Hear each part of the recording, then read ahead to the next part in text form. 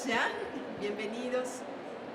A nombre de la Feria Internacional Libro Monterrey, de la Cátedra Alfonso Reyes, del programa Pasión por la Lectura, nos da muchísimo gusto recibirles en esta conversación con el escritor, columnista, periodista, analista político, Federico Reyes Heroles, muy querido consejero de la Cátedra Alfonso Reyes también. Nos da mucho gusto. Y participa en esta conversación también nuestro muy querido amigo Ricardo Marcos, que es el secretario técnico del Consejo para la Cultura y las Artes de Nuevo León, pero que también es un comentarista cultural, particularmente en promotor musical muy relevante en nuestra región. Muchísimas gracias, Ricardo. Yo me permití escribir un pequeño texto introductorio antes de dejarles el espacio para la conversación, que se llama, es una provocación a partir de la provocación del libro de Federico, y lo titulé Anatomía de un escritorio. De metal o de madera, móviles o fijos, los escritorios son espacios vivos que tienen no solo una geografía, una topografía y una orografía, como detallada y deliciosamente nos explica Federico Reyes Heroles. Es decir, no solo tienen una orientación física en el espacio, casi siempre cerca de una ventana, una superficie generalmente plana y objetos que marcan relieves más o menos altos y que a veces asemejan verdaderas cordilleras de libros o de documentos, sino que también los escritorios parecen tener su propio pulso, su ritmo, su respiración. No son solo muebles más o menos hermosos o más o menos ordenados, sino espacios simbólicos donde ocurre, o al menos se invoca, a la creación de mundos nuevos, a la aparición de personajes insólitos, de paisajes originales, de ritmos, armonías o melodías inesperadas, de imágenes inéditas, cuya aparición nos asombra y enriquece. Casi siempre nos hace saber más de nosotros mismos o percibir mejor y con mayor profundidad los patrones con los que está hecha la vida. Los escritorios laboratorios de las y los creadores, pero también los de los investigadores y científicos, son entonces sitios de tensión entre el mundo real y el mundo o los mundos posibles, entre el mundo evidente y el que revela su misterio, entre los hechos y las ficciones, entre el orden y el caos. Espacios en los que de alguna manera se recrea el Big Bang original, aquel que convirtió en materia la energía. Así, del escritorio que suponemos más ordenado que desordenado y mejor iluminado de Federico Reyes Heroles, de ese escritorio del que brincaron a la vida o al abismo personajes como Esteban, el actuario perdido en su crisis existencial, o Samuel Urquiaga, que tiene que aprender el abecedario del amor, o Luciano Tablec, que lo mismo se debatía ante la mirada de los ojos de Desiree, o sucumbía al erotismo irresistible de Sensé. De ese mismo escritorio del que han salido también algunas de las defensas más preclaras y contundentes sobre el liberalismo, o algunas de las preguntas filosóficas para habitar el presente desde el vértigo en el que estamos alterados. De ese mismo escritorio emerge ahora este viaje por los territorios de la creación. Un recorrido libre, sin pautas rígidas, por otros escritorios que son también gabinetes, laboratorios, respiradores, lienzos o casas móviles. Como buen conversador que me consta que es, Federico ha sido amigo de grandes conversadores y desde este punto inicia el viaje. la similitud y las diferencias entre la oralidad y la escritura. Ambas responden a esa irresistible necesidad humana de contar historias, tan relevante que, como lo sabemos ya, constituyó parte del propio proceso de hominización. Sin embargo, la palabra escrita suele despertar la obsesión de ser justa, precisa, implica el tachoneo implacable, la reescritura constante, hasta que la palabra, como diría Emily Dickinson, comienza a brillar. Hay algo entonces compulsivo, pero también místico, en el arte y el oficio de escribir. Federico nos lleva por esos recovecos de la mano de sus grandes pasiones literarias, desde Víctor Hugo hasta Cortázar, hacia esa dimensión desconocida que nos conecta con los territorios del inconsciente que tanto le gustaba invocar a los artistas surrealistas, pero que, como bien intuye Uca, la perspicaz hija del autor, siempre están en el arte. Para mí, uno de los hallazgos más significativos de este recorrido es el de Stefan Najinovich y su libro Free Play, la improvisación en la vida y en el arte. En él retoma la palabra ilá como el juego de la creación, como ese plegarse y desplegarse del cosmos. Y de ahí el parámetro creativo en el que la obra tiene a la vez, cito, la frescura del momento pasajero y, si todo va bien, la tensión y la simetría estructurales de un organismo vivo. Hay entonces en el trabajo creativo un sentido de revelación que también comparten, nos dice el autor, los hallazgos de la ciencia. La exploración por los territorios de esa visión espiritual, visionaria y misteriosa del arte llevan al autor al encuentro con tres pintoras que, al igual que Kandinsky, pero antes que él, expresaron sus búsquedas espirituales en el lienzo. La sueca Hilma von Klint, que fuera miembro de la Sociedad Teosófica de su país entre 1905 y 1915 produjo 193 obras en las que formas, equilibrios y estructuras de la naturaleza son plasmadas en expresiones geométricas abstractas. Georgina Houghton, nacida en las Islas Canarias, quien con fondos de colores intensos como ráfagas de vientos y cubiertos por sugerentes trazos nubosos, expresa un mundo onírico del que decía que sus manos había sido guiada por espíritus previamente convocados. Y la suiza Emma Kunz, quien, interesada por la medicina, practicaba la radiestesia y la naturopatía y pintó con auxilio de su péndulo sorprendentes y elaboradas estructuras geométricas. Gracias, Federico, por traer a tu escritorio a estas mujeres olvidadas por la historia oficial del arte. Y gracias también por convocar y retomar el pendiente y poderoso concepto de biofilia, acunado por Eric Fromm y popularizado por Edward Wilson, que no se impele, y la discusión está en si de manera innata o de manera adquirida, pero lo importante es que no se impele a reconectar con la vida, con lo vivo, con nuestras raíces, con esas que no crecen en las aceras y que por ello nos hacen correr a abrazar los ríos, a contemplar las aves o a sembrar árboles. La biofilia nos hace sabernos y sentirnos seres en relación con todo lo vivo y alimenta ese impulso creativo para que, como diría Diótima en el banquete de Platón, podamos parir del alma y traer al mundo historias, personajes, imágenes, ideas y músicas que son mundos nuevos para hacer no solamente más profundo, placentero y significativo nuestro breve tránsito en la tierra, sino incluso para hacerlo posible. Vital resulta entonces otro concepto que también funciona como punto de partida en este viaje por los misterios del escritorio, el de musicofilia de Oliver Sacks, quien en su libro Relatos de la música y el cerebro establece que la música es parte del proceso evolutivo, es parte y expresión del amor a la vida.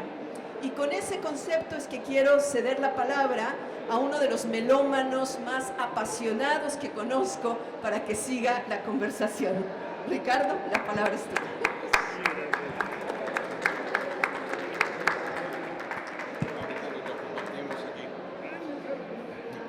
Bueno, primeramente es un honor estar aquí con ustedes, por supuesto con Federico Reyes Heroles. Cuando mi buena amiga Ana Laura me dijo, oye, ¿qué te parecería el poder hacer una conversación con Federico Reyes Heroles? Dije, por supuesto, ¿cuándo? Y quedó agendado. Y cuando recibo el libro que muy amablemente me lo dedicó,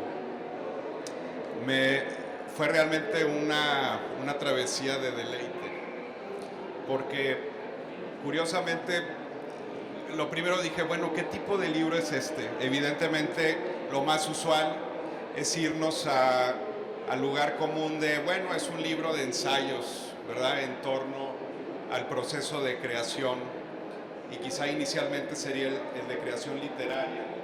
Y luego yo pensaba, ¿qué insulsos somos realmente para clasificar los libros desde el punto de vista del escritor o de la tradición literaria? Este libro para mí es un libro de tema con variaciones, eso es lo que es. Es un libro de tema con variaciones, y el tema principal es evidentemente la creación, pero de pronto la erudición de Federico, que parece apuntar inicialmente al tema literario, nos va a ir regalando grandes guiños, recolecciones, que van a ir empatando también la labor literaria con el de la música y el de las artes visuales. Entonces, en realidad tenemos un libro renacentista en el sentido tradicional de la palabra, aunque es cierto que el cine no existía en el Renacimiento, pero en el renacentismo entendido al día de hoy, diría yo. Yéndome a lo de Oliver Sacks para cederle la palabra a nuestro autor, que es lo importante de esta ocasión. Hoy escuchaba un poco en el discurso inicial de David Toscana, hablando de la importancia de la palabra y cómo la palabra es el elemento fundamental y el lenguaje para construir una cultura y por ende podríamos decir una civilización. Sin embargo, ahí está la música y no podemos saber realmente si la música o la palabra estuvieron antes una que la otra. Probablemente hayan estado acompañadas, y esto me lleva un poco a Oliver Sacks. Es muy probable que los primeros elementos místicos importantes del ser humano, esos elementos relacionales, sobre todo en un momento en el cual no hay una construcción del lenguaje como lo entendemos hoy, sino algunos sonidos que van saliendo de forma gutural, de pronto la armonía se da en el canto, aunque sea un obstinato, o sea, un sonido continuo, pero al menos hay un ritmo, una intencionalidad, a lo mejor sutil podría ser.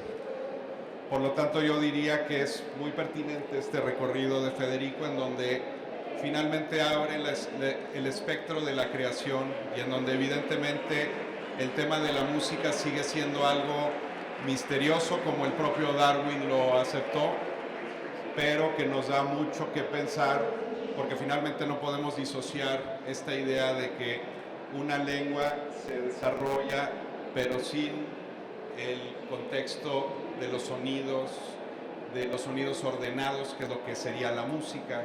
Entonces, ahí te dejo inicialmente este pequeño momento picoso de este libro. Bueno, yo quisiera comenzar agradeciendo la hospitalidad de la Cátedra Alfonso Reyes, la hospitalidad de este recinto, y voy a hablar de este recinto porque tiene que ver con la portada del libro. Fue Eduardo Terrazas quien inició la labor aquí de reconstrucción de Cintermex. Él fue el arquitecto encargado de hacer este espacio, y cuando comenzó la obra decían que estaban locos, que era un espacio demasiado lejano al centro de la ciudad. Y Eduardo, que es muy persistente, continuó, les digo, ahora con el crecimiento urbano que traen ustedes, él es, digamos, arquitecto urbanista, vivió en África muchos años, entonces le encargaron la concepción de la capital de algún país africano, de Kenia, si no mal recuerdo, Y él decía, van a ver, de pronto esta área va a estar rodeada de casas y de comercios y demás. Hay que crear, hay que concebir un centro que le permita a Monterrey la exposición de muchas cosas. Y digo, me llama mucho la atención la coincidencia porque cuando entregué el libro y uno de los capítulos es sobre Eduardo Terrazas y su visión del cosmos, como la de Humboldt, ¿no? Yo les entregué varios materiales y ellos escogieron el de Eduardo Terrazas. Y me llama la atención porque hay una excelente exposición a la que fuimos hoy en la mañana de Eduardo Terrazas en el Marco. No se la pierdan, es realmente una exposición, bueno, la que estuvo inicialmente en la Ciudad de México, que ahora se trajeron, pero adaptada, es magnífica. Eduardo Terrazas acaba de ser distinguido, que sea esto como un homenaje en la Bienal, como nos decía hace poco, a Beatriz y a mí nos decía, es que éramos 4 muertos y yo, porque a los que les rindieron tributo era a 4 muertos y a él. Es un autor que mucho tiempo estuvo, digamos, un creador que mucho tiempo estuvo, digamos, viviendo de la arquitectura hasta que, y él estaba creando y creando y creando, jugando con eso, las posibilidades de una estructura. Y las posibilidades de una estructura nos lleva, digamos, a uno de los misterios, diría yo, del libro, que es precisamente, lo comentábamos ayer, ¿por qué estamos reñidos o por qué pensamos que la pintura abstracta y en particular la geométrica no tiene nada de espiritualidad o que no expresa nada? Y cuando ve uno las obras de Eduardo Terrazas, entre otros más las pintoras que Ana Laura señaló, se da uno cuenta de que no solo no están reñidos, sino que un impulso central de la pintura abstracta fue la vida espiritual, el acomodo en la naturaleza, el acomodo en el gran mundo que nos rodea.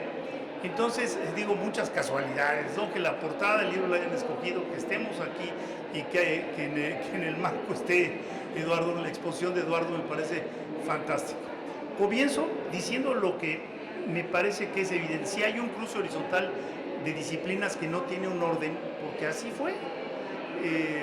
Digamos, en las pinturas rupestres, por ejemplo, Ricardo, hay igual señalamientos de la música que de la guerra, por ejemplo, ¿no? Como constantes que acompañaron al ser humano. Y este libro surgió precisamente de decir, bueno, es bastante evidente que hay algunas coincidencias en los ciclos de creación, en las pulsiones de los creadores y en ciertas necesidades de los creadores.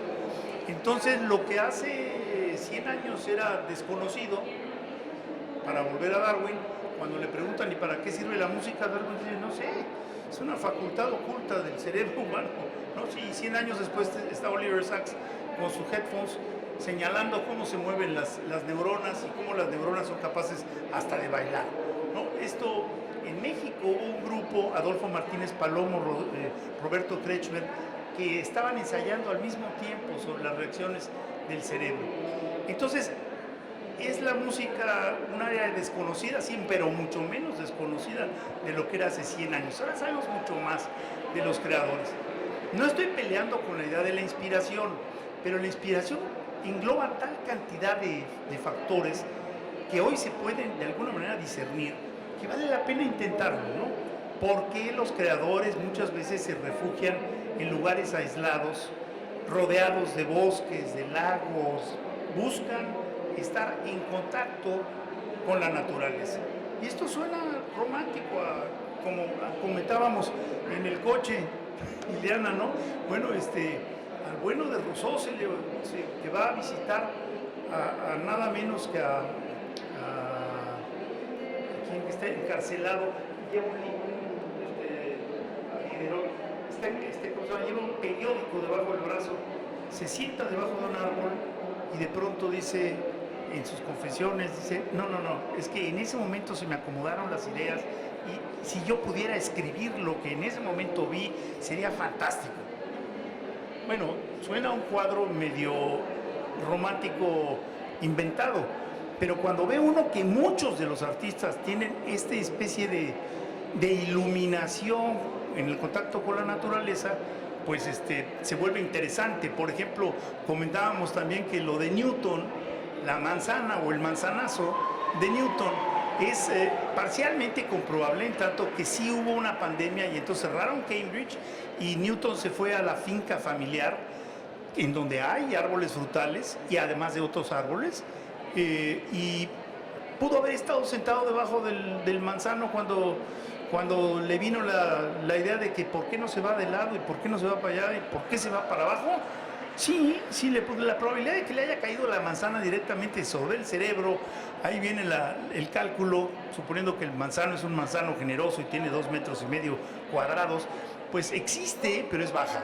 Sin embargo, su tío, que es Disraeli, abuelo del Disraeli, que sería primer ministro de Inglaterra, de alguna manera crea esta imagen que nos ha servido para la ciencia muchísimo, ¿no? Es decir, bueno, pues el manzanazo, es que hay un momento de inspiración que tiene que ver con la concepción que tenemos de la ciencia. Por cierto, esto de que llevan ahora a cientos o miles de turistas a ver la finca de la familia Darwin, donde hay un manzano, que ahora argumentan que se está muriendo, está siendo afectado por la cantidad de visitantes. Pero hay un pequeño problema, los manzanos solo viven 70 años, entonces dudo que ese manzano, a menos que sea muy longevo, haya sido el manzano que soltó la manzana que le pegó a Darwin en la cabeza. Pero compremos el mito. Oiga, por cierto, que la manzana está desde Adán y Eva hasta Jobs, o sea, pasando por los Beatles, que tuvieron su casa de grabaciones con el sello Apple. Entonces, ¿qué trae la manzana atrás? No sabemos, pero es interesante rascar por ahí. Pero también fueron los músicos. O sea, ¿por qué Sibelius se encerraba ya en su finca extraña, hombre depresivo, profundamente depresivo, y de pronto componía bellezas como la tercera o la quinta, o bueno, tantas, el concierto para violín, ¿no? Todo en la finca. Esa finca también fue escenario, o la ciudad que está cerca de la finca, de sus momentos depresivos, como por ejemplo cuando se presentaba en la cantina emborracharse. Pero había un contacto muy íntimo con la naturaleza en muchos autores. Lo que le ocurre, por ejemplo, a Chopin en sus últimos meses de vida, cuando se va con George Sand a España, y entonces algo ocurre en España, ya él muy enfermo, y algo hay que lo rejuvenece. Será el clima, será el paisaje español, será lo que sea, pero francés, polaco, porque depende de qué lado de la frontera quiera uno estar, se lo van a seguir peleando el resto de la vida los franceses y los polacos. Pues la verdad es que cuando llega a España ya muy enfermo, vuelve a tener un halo de inspiración fantástico y produce muchísimo durante los meses que le quedaban de vida. Habrá que ahora en España están discutiendo cuáles eran los pianos que utilizó Chopin para producir esas piezas, si era un piano prestado, si se lo había comprado George Sand, o de dónde salieron el piano en el que produjo Chopin sus últimas obras. Pero el hecho es que sí tuvo contacto con la naturaleza y un paisaje diferente. Como también las mediciones de la cantidad de Lieder de Schubert, que en la primavera y el verano aumentan, y después se caen. Hay muchísima más información hoy. Lo que decían ahora, por ejemplo, este libro sobre la biofilia de un canadiense que ya murió, joven, muy interesante, lo que hace es simplemente presentar estudios clínicos de cómo reaccionan, por ejemplo, pacientes frente a la naturaleza. Esto ahora en Europa se está poniendo muy de moda, en Alemania ya tienen estos hospitales que deben de estar rodeados de bosques. ¿Por qué? Porque está comprobado que los pacientes se recuperan más rápido. Robert Crick, uno de los descubridores del DNA, descubrió el DNA y él ya venía trabajando una investigación clínica muy interesante que causó por lo pronto desconcierto entre sus colegas, que se llama el descubrimiento científico del alma. ¿Cómo un científico se atreve a decir que hay alma, ¿no? Para comenzar, el descubrimiento científico del alma. Y lo que hizo Crick fue tomar 2,000 casos o una cosa así de pacientes similares, si no mal recuerdo, vesícula, y empezó a analizar por qué unos se salvaban y por qué otros seguían batallando y no salían de la operación, misma enfermedad, mismo tratamiento. La única variante que cambiaba es la cantidad de visitas y por lo tanto de cariños que recibieron algunos pacientes y no recibieron otros pacientes. Eso también hay, en otros estudios se muestra cómo los pacientes que están en hospitales que ven al estacionamiento se tardan mucho más en recuperarse que los pacientes que ven a un bosque o a un parque. O sea, entonces, igual que como nos pasó con Darwin, yo creo que hay que darle cierto margen a la interpretación, decir, bueno, es inspiración, sí, pero también hay elementos externos que podemos analizar. Y esto nos lleva a la creación que, como bien señalaba Laura, pues es parte de la vida misma. O sea, entonces, es importante conocerlo sin crear fórmulas. Yo no creo en las fórmulas, y lo que más se acerca ahí es el script. En el caso del script cinematográfico, sí hay tiempos, ritmos que funcionan mejor que otros, ¿no? Todo condicionado a lo mismo que están padeciendo ustedes. El cuerpo tiene fatiga al estar en un concierto, en una obra de teatro, en donde sea, viendo una película, tiene fatiga por la posición en la que está, por lo que sea. Entonces, ¿por qué las películas, por ejemplo, oscilan? Muchos grandes éxitos oscilan en 1 hora 40 minutos, 45, 1 hora 35, pero no mucho más, ¿eh? ¿Por qué? Pues porque hay necesidades fisiológicas del auditorio, porque hay una serie de cuestiones. Sí, nos pueden decir, bueno, las sinfonías, los movimientos tienen 10, 12 minutos cada movimiento y se acaba. Y después viene otro, y viene otro. La duración, más o menos 1 hora. El otro día que nos aventamos la séptima, de Mahler, es 1 hora 25 minutos. Entonces terminó diciendo, ¿a qué hora se acaba esto, no? ¿Por qué? Porque es un poco, digamos, larga, para decirlo en términos. Entonces, también hay ese componente. Claro, le pueden a uno invocar que Wagner escribió pues, grandes obras, óperas que duran 4 horas, pero son el punto fuera de la estadística, ¿no? Son lo anormal. Y creo que esas variables que algunos dirán es que son comerciales en algunos casos y no son tan comerciales en otros. Por ejemplo, Simon & Garfunkel, las piezas largas de Simon & Garfunkel ya no se tocan porque son de 9-10 minutos en el radio, pero son magníficas, ¿no? Bueno, sí me parece un poco excesivo que todas las piezas tengan que durar menos de 3 minutos, ¿no? Pero de ahí en fuera también hay condicionamientos hasta el otro lado. Entonces, este libro no busca en ningún momento dar recetas, al contrario, yo lo que creo es que hay cualquier cantidad de mezclas. Rothko, como comentábamos, a quien se imagina uno con su whisky en Nueva York, ¿no? Frente al lienzo blanco, cayéndose de borracho, ese señor se pasaba 2-3 meses haciendo camping en Massachusetts. Entonces, hay ciertas variables que sí inciden, definitivamente inciden en la creatividad y debemos de ponerlas sobre la mesa. Platico alguna historia, un día platicando con José Sarucán, porque existe esta concepción de que la ciencia, las musas son para las artes, ¿no? La poesía, la música, pero las musas y las ciencias no tienen nada que ver. Y quizá el científico más brillante que tenemos en nuestro país, miembro de la Royal Society, este compañero escribió un libro que se llama Las musas de Darwin.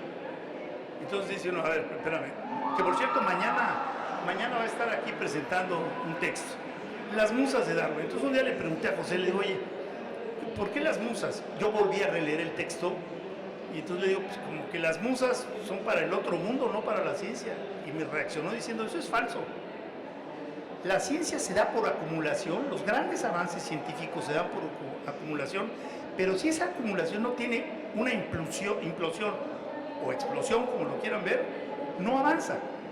¿Y cuándo se da esa implosión? Depende de muchos factores.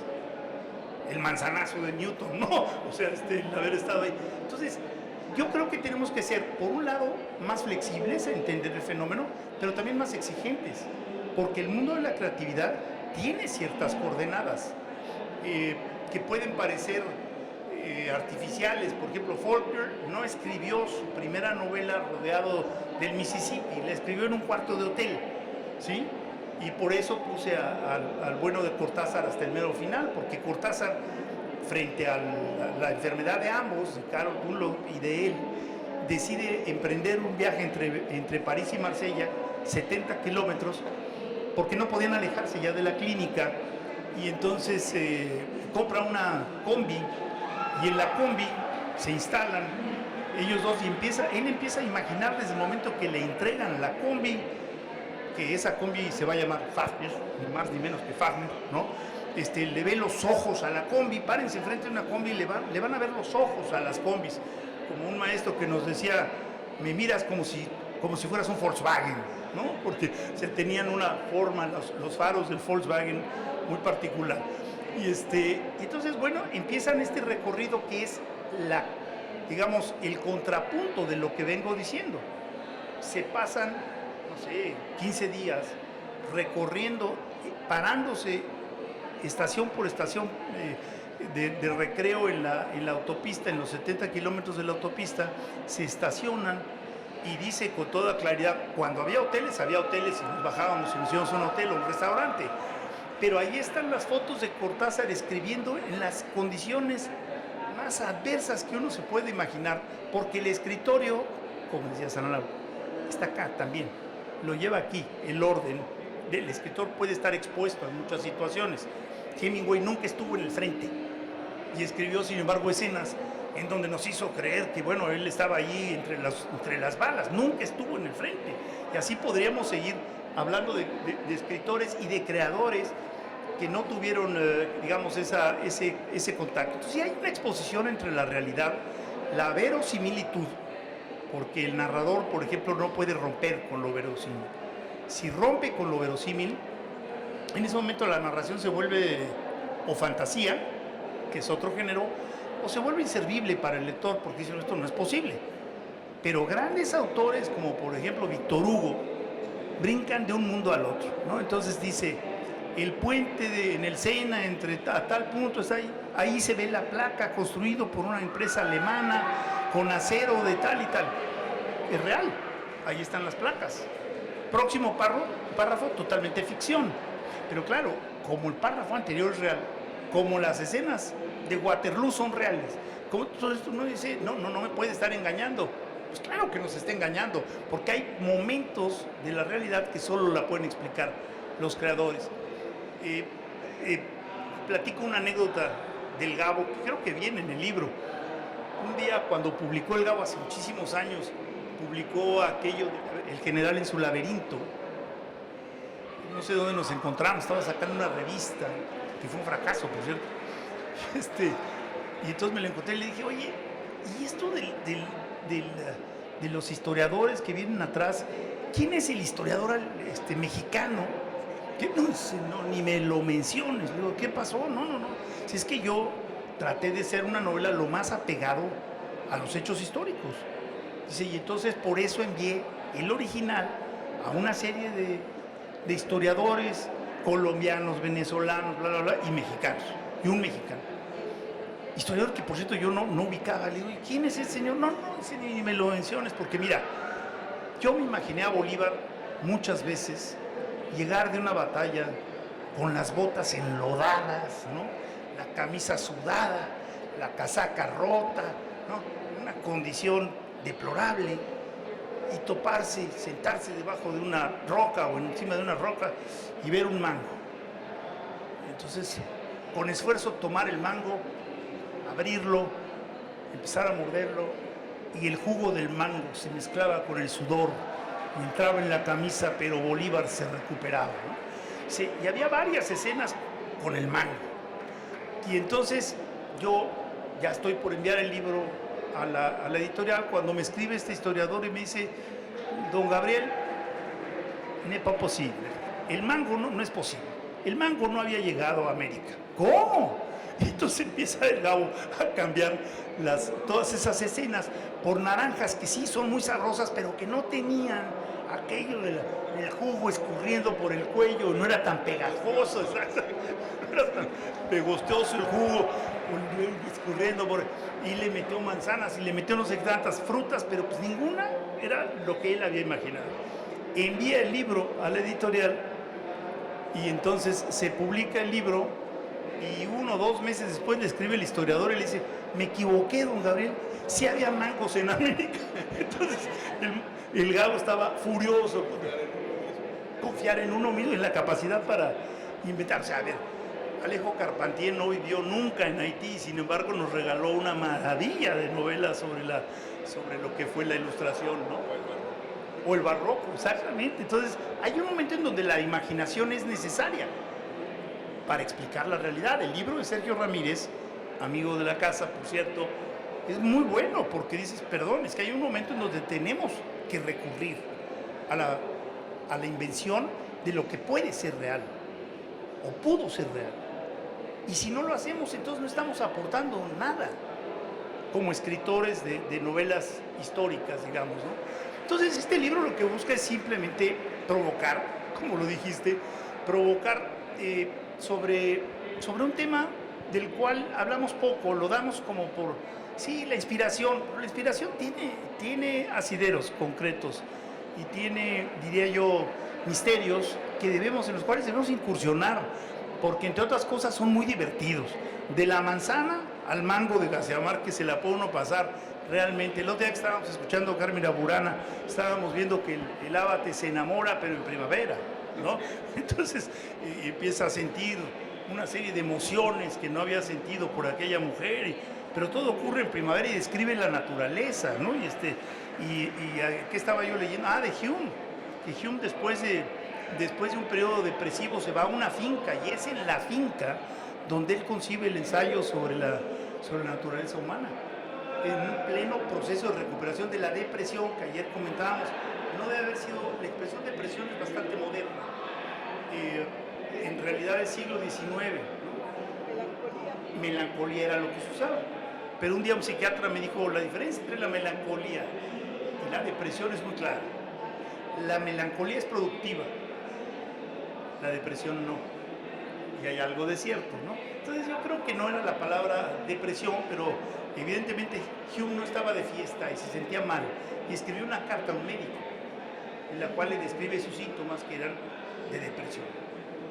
Entonces yo les agradezco enormemente, ojalá los pique la portada. El otro día en un elevador les contaba yo que entró una doctora en un elevador, llevaba yo un ejemplar para un amigo doctor.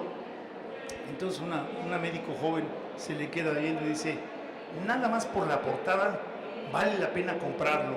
Le dije, bueno, el contenido no está mal, ¿eh? No está mal el contenido, ¿eh? Mil gracias por su asistencia. Te tengo una pregunta. A ver, viene. Sí. Hablas precisamente en esta parte después del mango, que además es uno de los momentos maravillosos, creo yo, también de este libro. O sea, esta relatoría sobre esta anécdota sobre algo que ocurre y que habla un poco de la vacilación del autor, sin lugar a duda. Esto que hablamos de hay que tener la firmeza de tomar la decisión, y de pronto si le mandamos a 10 personas también el texto, pues puede salir un Frankenstein. Pero regresando a esto, hablas también de deseo y de pulsión, y claramente dices son dos cosas distintas. Evidentemente viene desde un punto de vista psicoanalítico el concepto de pulsión, lo cual me parece interesante. Y aquí mi pregunta sería, ¿tú consideras entonces que es posible, cuál sería la diferencia entre una obra que comienza con una pulsión a una obra que comienza como un acto de deseo? O sea, un acto de deseo podría ser algo que hemos pensado de escribir, vamos a decir, sobre la batalla de Monterrey por muchos años, y que lo vas madurando en la cabeza y de pronto encuentras algunas salidas, pero también encuentras muchos encierros que no resuelven a lo mejor para traspasarlo al papel y a la pluma.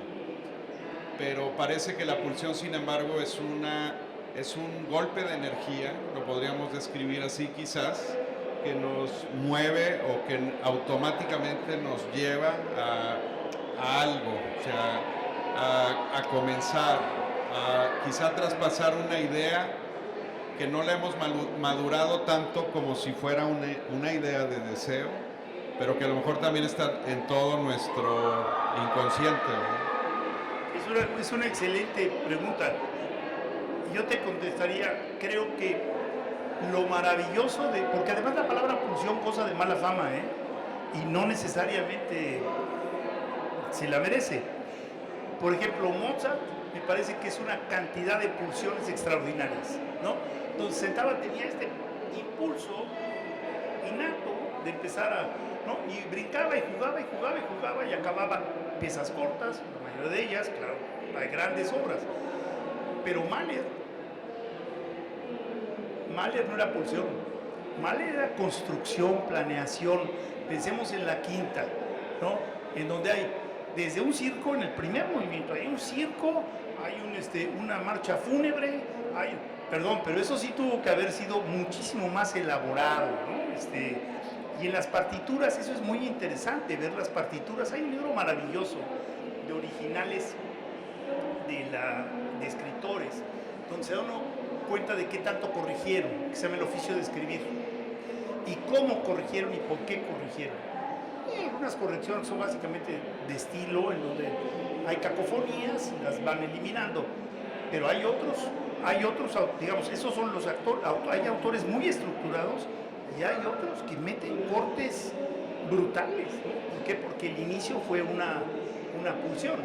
Por ejemplo, yo creo que las primeras, cuando dicen el primer párrafo de García Márquez, no es el primer párrafo, son 2 páginas y media, ¿sí? Sin renglón, sin punto y aparte.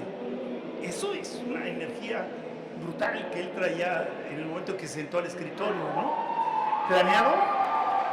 Yo creo que no, y ese personaje lo llevó ya después a seguir evolucionando, porque también los personajes, lo que pasa es que se revelan. En alguna novela me ocurrió a mí que lo tenía en Noche Tibia, lo tenía yo pensado un poco como un Fernando Benítez, que es un interlocutor frente a las comunidades indígenas, ¿no? Carlos Fuentes decía, tenía una triste, esa novela dice, tiene una triste capacidad de prospectiva, porque yo la publiqué en octubre del 93 y en enero del 94 se levantaba el EZ. Entonces, ¿no? Y el negociador es un enviado del gobierno federal que se llama Manuel. No, bueno, entonces, era increíble. Y bueno, ¿qué ocurrió con toda esta, digamos, versión mía de Benítez? Pues no funcionó, porque el individuo al que siento hablar con el ministro del Interior de pronto es muchísimo más brillante de lo que yo me había imaginado, y empieza a interrogar de manera casi diría yo agresiva al ministro del Interior, ¿no? Y entonces ya camina solo. Es que hacer es dejarlo que... Y en cambio hay otros que uno se imagina o desea que tengan una larga vida y que no pueden prolongarse más de unas cuantas líneas. Entonces también el deseo y la autenticidad de lo que está allí plasmado. Yo creo que si tú te ofuscas en los personajes o en las situaciones, cometes un gran error. Porque parte del milagro del escritorio y de los arquitectos también, como Terrazas, es cuando tú dejas que las ideas se eslabonen. Y Fuentes lo decía mucho, la interrelación, ¿no? Entre una idea y otra que tú no tenías concebida. Y de pronto dices, bueno, pero es que esto me lleva a lo otro, y lo otro a lo otro. Y termina siendo, oye, pero es que vengo de acá, y según yo iba a ir para este rumbo y no terminé de ese rumbo. Pues eso también es la creación, ¿no? O sea, les cuento una anécdota que me platicó Arnaldo Cohen. Creo que ya tenemos que parar, ¿no? Sí. Hubo esta petición en Osaka, de la exposición de Osaka famosa, en donde se hicieron formatos grandes. Entonces le pidieron a Arnaldo Cohen, a Felgueres, a muchos de la ruptura, a Paco, ¿cómo se llama el español, que también es abstracto? En fin, en unos formatos enormes. Y entonces Fernando Gamboa, gran, pues qué dijéramos, promotor del arte, porque en realidad al final de cuentas era un gran promotor del arte, director del Museo de Arte Moderno, consiguió que se pudieran enviar estos lienzos enormes a Osaka. Y rentó una bodega en no sé dónde, en donde estaban pintando juntos Arnaldo Cohen, Manuel Felgueres, que Manuel lo platicó, cada quien en su espacio, pero muy cerca. Y entonces Arnaldo, muy joven, él, muy joven, mucho más joven que Carrillo, que Felgueres, de pronto sin querer tira un bote de pintura negra al lienzo de Lilia Carrillo en la esquina derecha inferior. Ve la mancha negra y dice, qué barbaridad. le he echado a perder un lienzo en el que viene trabajando, no sé, mes y medio, 2 meses. Entonces se bajó y que Lilia Carrillo le dijo, no te preocupes, Arnaldo, ahorita lo componemos. Y entonces empezó a meter negro en el resto de la pintura. Esa pintura está en el Museo Felgueres, en el salón en Zacatecas. Es una maravilla, porque uno, si sabe uno la historia de La Mancha, por más que la busca, no la va a encontrar, porque fue tan hábil para incorporar la desgracia o el infortunio o el azar. ¿Por qué no hablar del azar, no? Como parte de lo que influye en la creación. Fantástico, fantástico, fantástico. Pues mil gracias, gracias a todos y ojalá les guste el contenido.